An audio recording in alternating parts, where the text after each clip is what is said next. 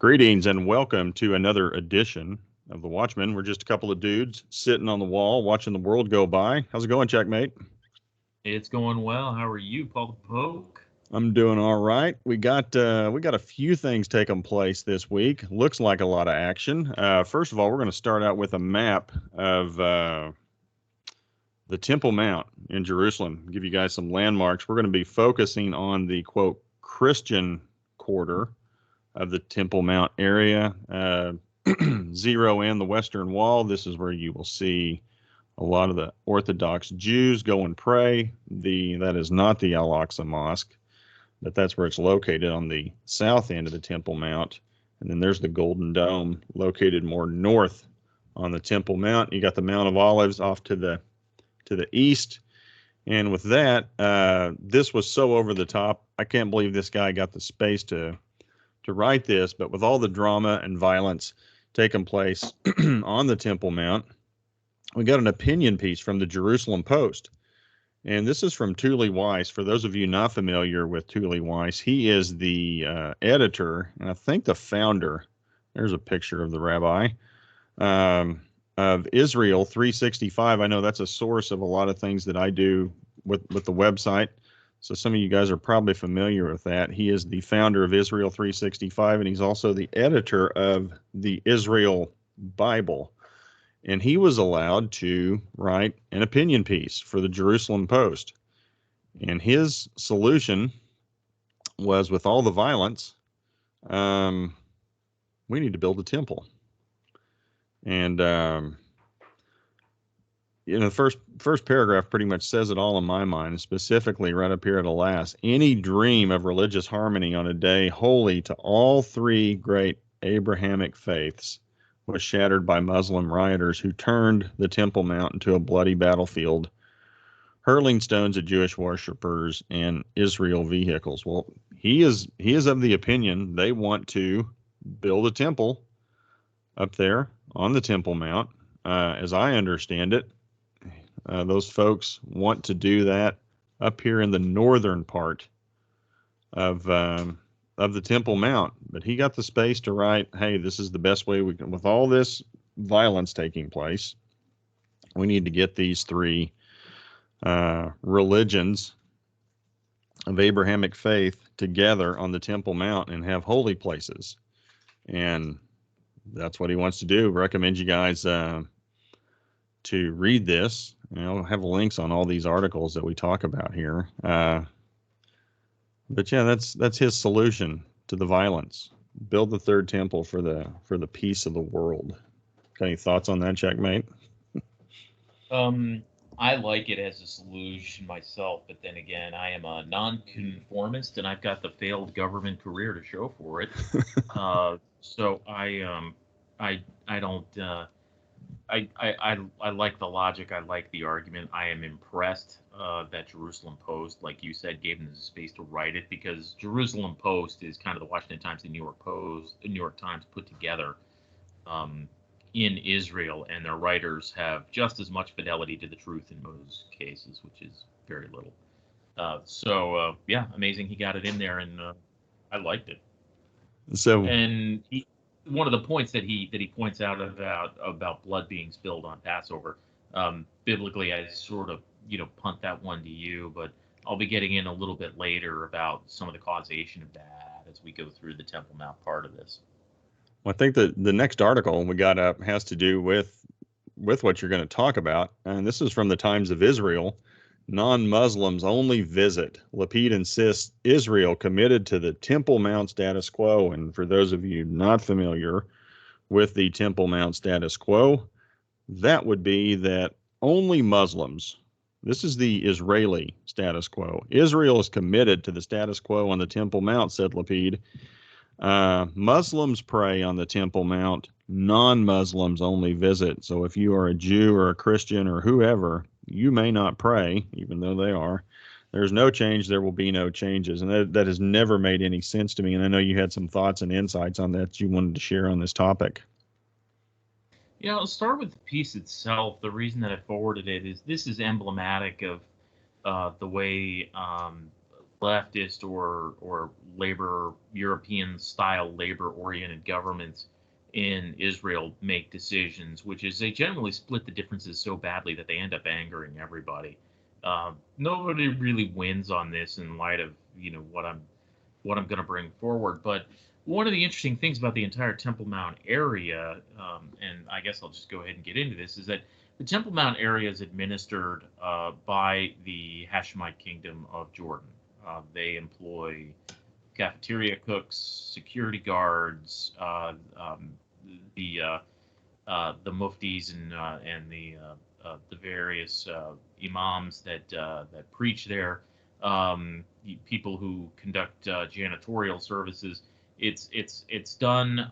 It's codified by treaty, and it is paid for by Arab governments all over the region to the Jordanian crown to perform these services of maintaining the Temple Mount. And again, the Israelis and the Jordanians have a treaty going back to 1994.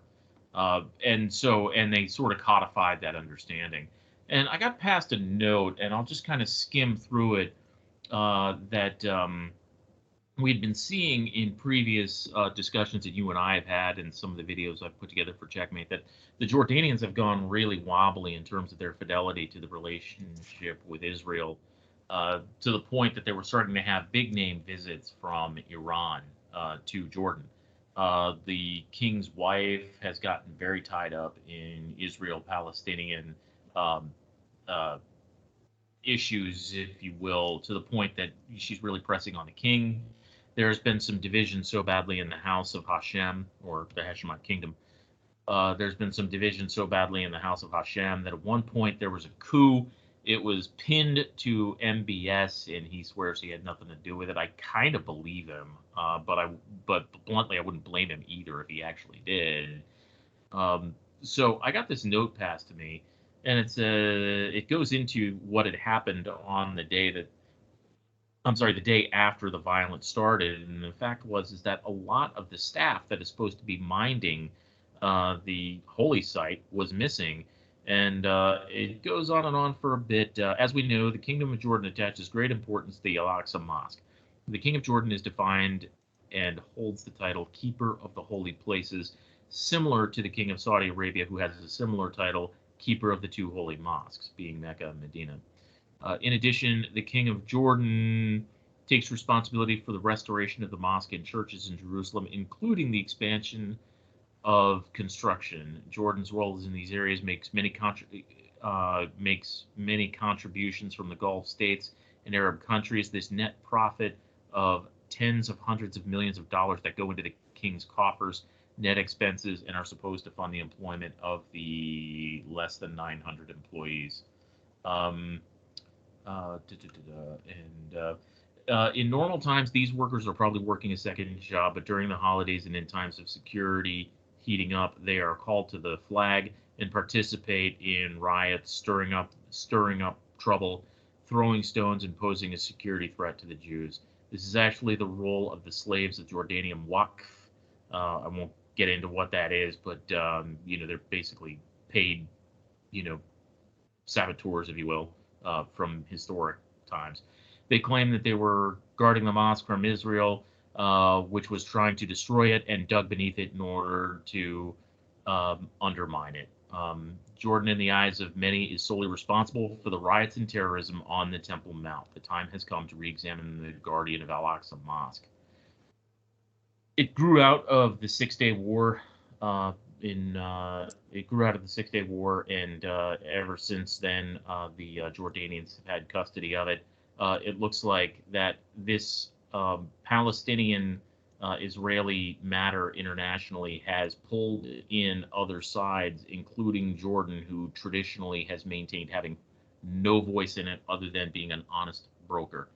It looks like they've taken a side, and it is contra Israel. That's it. There you go. So, makes perfect sense coming from the Israelis, huh? And with that, we're going to focus here on the northwest corner of the Temple Mount complex. Actually, not on the complex, But then Russia has interjected itself again. Putin demands Russia gain control of Jerusalem church as promised. And the thing that I take from this is, eventually at some point, we know with Ezekiel 38:39, Russia is going to turn on Israel. And with each passing week, there is more and more chatter coming out of Russia being critical of Israel. And Israel even is kind of barking back a little bit at Russia. We'll get the flavor of that down below. Now, this goes back to an agreement between Netanyahu and Putin over this church. It had to do with a prisoner. Russia had a Israeli woman in prison, and as part of the deal to get her out was, okay, we'll give you back this church. Courtyard had been part of a dispute between the Orthodox Church organizations, and then Jerusalem District Court Judge Mordecai Kaduri canceled the transfer of ownership to the Russian government in March. Well, now Putin wants it back. So I could not find specifically where this church is located within the, quote, Christian quarter, but I think it does, the main point I took from it is it just shows that there is increasing friction taking place between Russia and Israel. And I know you had some thoughts on this as well.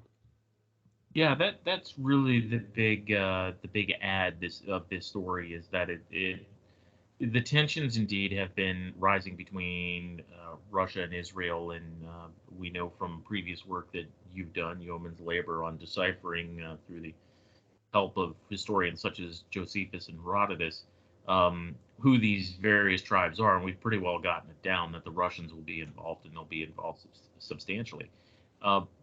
So this is really emblematic because it's happening. The story is coming out during a time of increased tension, and it comes back to Jerusalem itself, the throne of our Savior, and considering that Ezekiel presages the return of Christ, I just found it that all of this happening all at once. There's not an accident. There's a biblical flow in all of these stories popping up the way they are.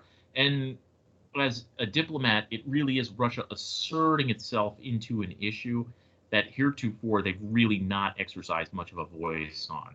So it's not unprecedented, but it's close. And I think we're going to be seeing more of this as time moves along too. It's increasing. And then, we got this economically. This is another first that has happened. Israel adds China's yuan for the first time ever while cutting its dollar holdings in biggest currency reshuffle in a decade. And this is an article that you had found. And I think you had quite a few thoughts on this also in regards to, just economic ties throughout the region as it mainly because of a lack of leadership from the United States. Yeah, dollar's not looking good, folks. And try to remember, if there is value to it other than the full faith and credit of the United States, it is the petrodollar. And people are hedging their bets. And hedging to the yuan fully is a fool's errand, but having a diversified basket of currencies, to a lot of people would certainly appear to be the pragmatic play. This landed really sideways with a lot of pro-American Israelis that they kind of saw this as we know the Americans are weak, but they're not betraying us yet. This is just them being stupid, and but they really are not dealing well with it. They think it's kind of a sign that the relationship is in a really bad spot. And I had to confront somebody about it when I saw this article. I wasn't tracking it. So there you have it. So we're going to go from the Temple Mount area, and then we're going to go north, and we're going to enter this is probably a different take than what a lot of people think we're going, but we're going to go up to the Black Sea, and specifically we're going to take a look at the warship Moskva. And as many of you know, it was sunk recently in the conflict. Was sunk last week, but of curiosity, it may have been carrying a fragment of the cross of Christ. And I've seen this in a couple of places. Now, this one's from the Jerusalem Post. I'll scour down here. This relic used to belong to a Catholic church, but was acquired by anonymous patrons of art, and it was their will to send the relic to the Black Sea Fleet. This is somebody who told TASS, the Russian news agency TASS. The Moskva cruiser has an onboard chapel where services take place. And they thought that would be a nice place to have this alleged piece of Christ's cross in this ship. And obviously the ship was sank. The crew was evacuated. No word about if the holy relic was saved or if it sank to the bottom of the Black Sea. And of course, that took place. Was that off of Mariupol? Was that correct? I'm not sure actually. This should be my bag. I thought it was off of Odessa. Okay, I was going to say I didn't know if it was there or Odessa, but in either case, well, it probably would because Snake Island's over there by Odessa. That would make sense. Yeah. But at any rate, I'm pretty sure it was because it was patrolling north to south. Yeah, I remember looking at this. It was patrolling north to south off of Odessa. That it would come up close enough inshore that you could kind of, from a height look out to sea, and you could see its silhouette against the sky when they wanted to threaten. Well, down goes the ship. Now it's gone to the bottom. Yeah. Yeah. Now who knows if that was the actual cross, a fragment of the cross or whatever, but nonetheless, there was that piece of it. This story was making the rounds, and Jerusalem Post made a comment on it. And again, our next story, we're going to go down to Sudan. And again, this is just another example of how Ezekiel's gang is coming together. So we're looking at Port Sudan and Suakin in Sudan.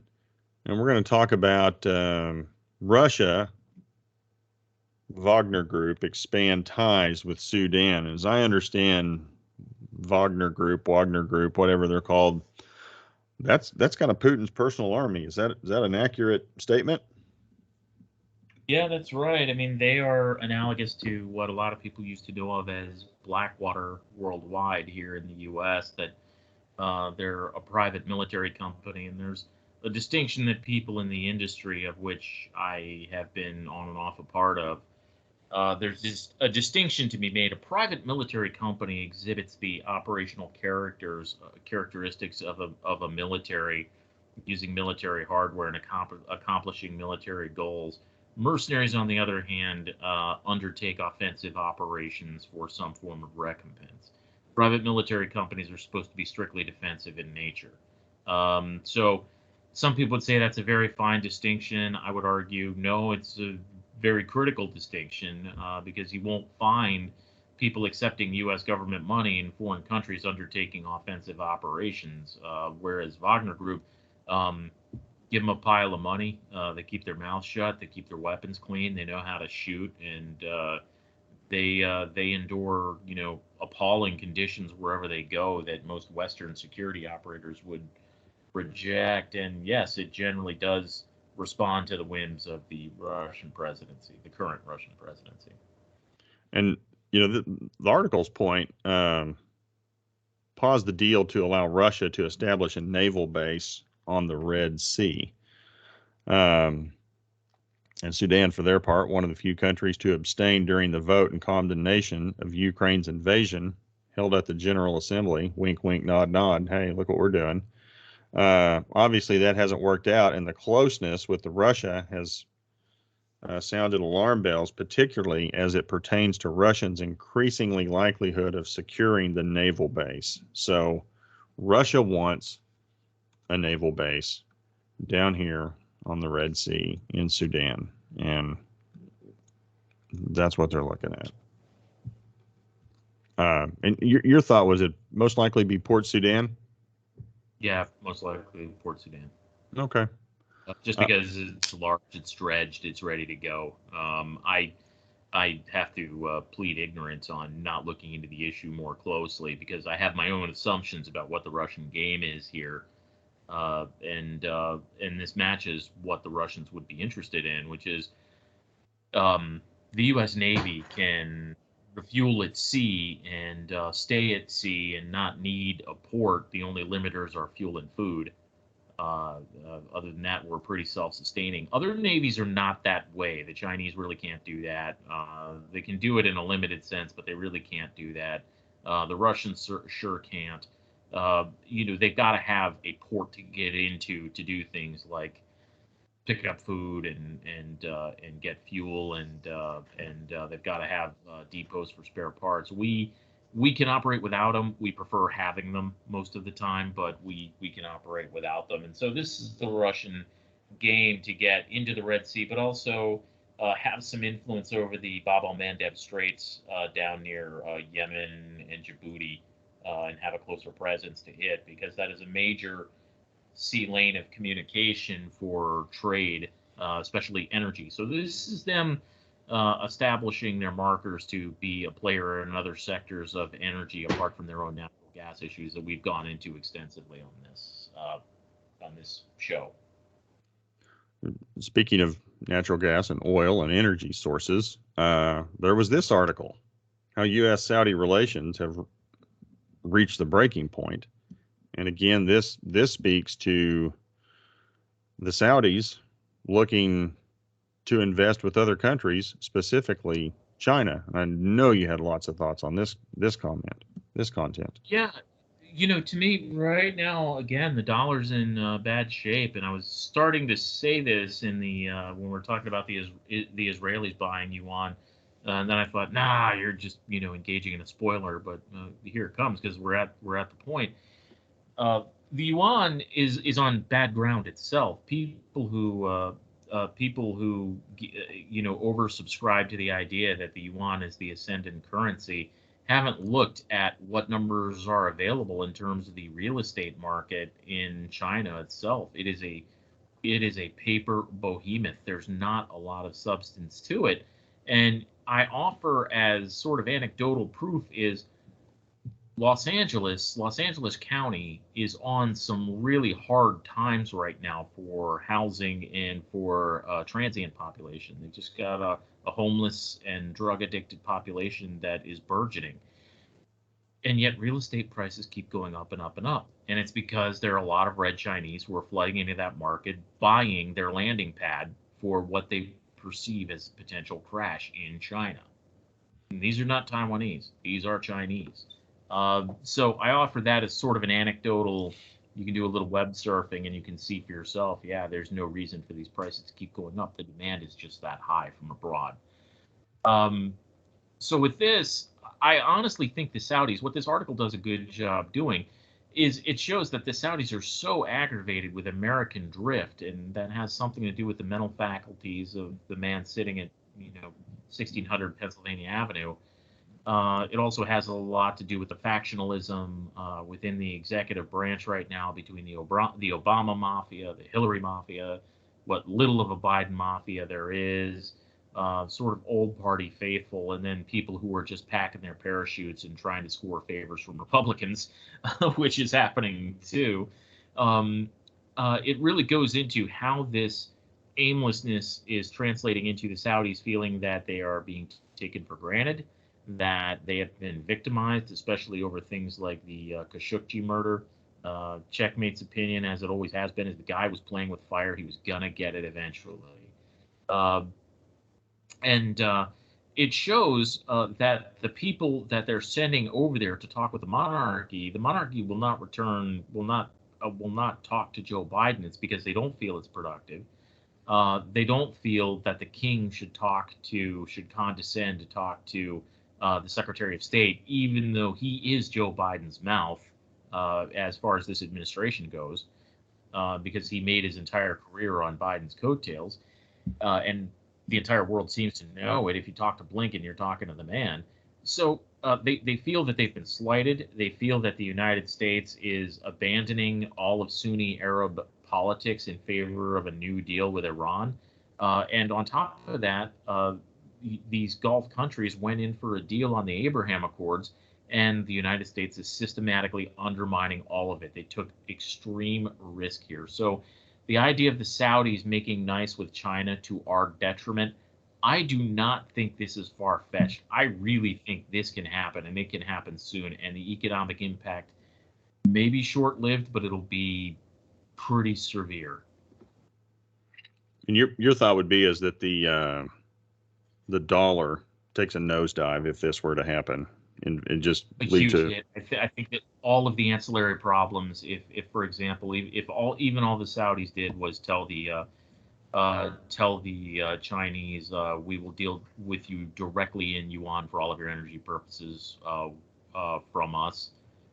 You will see some of the ancillary panic that would come out of the dollar no longer being the petrodollar. Every dollar you have in your bank account right now, I think the best estimate I read becomes worth 65 cents over a matter of a couple of weeks.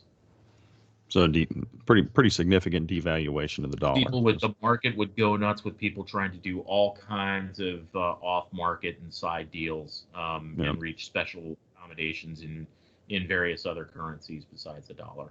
And bluntly, the pain that would come out of it, not going to be good.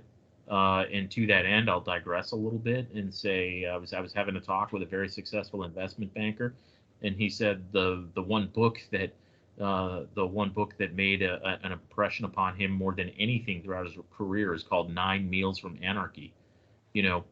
Have enough food to get through about 3 weeks and have enough cash on hand that you're not going to spend. I don't think you have to go out and do a great deal of stockpiling, but the shock of something like this, we would get past it eventually, but the initial shock would seize up an awful lot because people would double down on their bets, including banks. So I don't look at what the Saudis are saying right now. The sheer volume of reaction that it would offset in the financial markets, to my reckoning, and those people who I've talked to, of them saying we will allow the Chinese to buy strictly in yuan if they choose. I can see that having a massive ancillary effect, because the only other thing that the dollar is based on, the value of a dollar is based on, is the good faith and credit of the United States, and that's it. That's got to make you feel good too. I mean, Uncle Sam said, led by this man here on the picture, market volatility, here it comes. Yep. So our last article, you found this one. Al-Qaeda is on our side, how Obama-Biden team empowered terrorist networks in Syria. And with that, the floor is yours. This is an absolute must-read. I think I even listed it on Fighting Checkmates at ValorTube.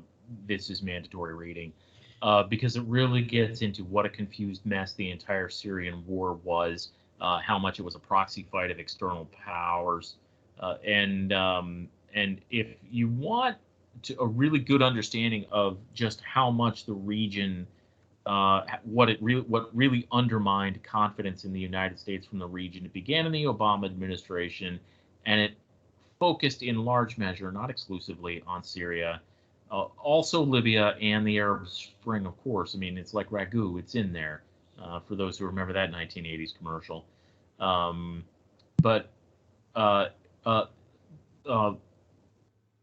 Syria was symbolic of the confusion and the seemingly pointless opportunism. It was opportunism that had no coherence to it.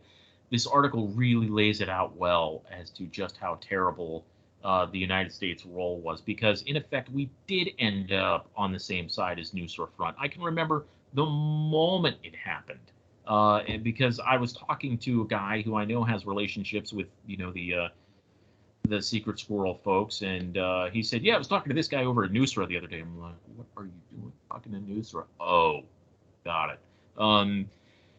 So it really lays this out, and it sort of touches back to the previous article about the Saudis, in the sense that the people that went over there, and the article does a very good job, the people that were neck deep in this, people like Jake Sullivan, Ben Rhodes, and Brett McGurk, as well as that Ambassador James Jeffrey, two of the people that went over to make nice with the Saudis were the exact same people they point out who were in charge of making this mess as messy as it was.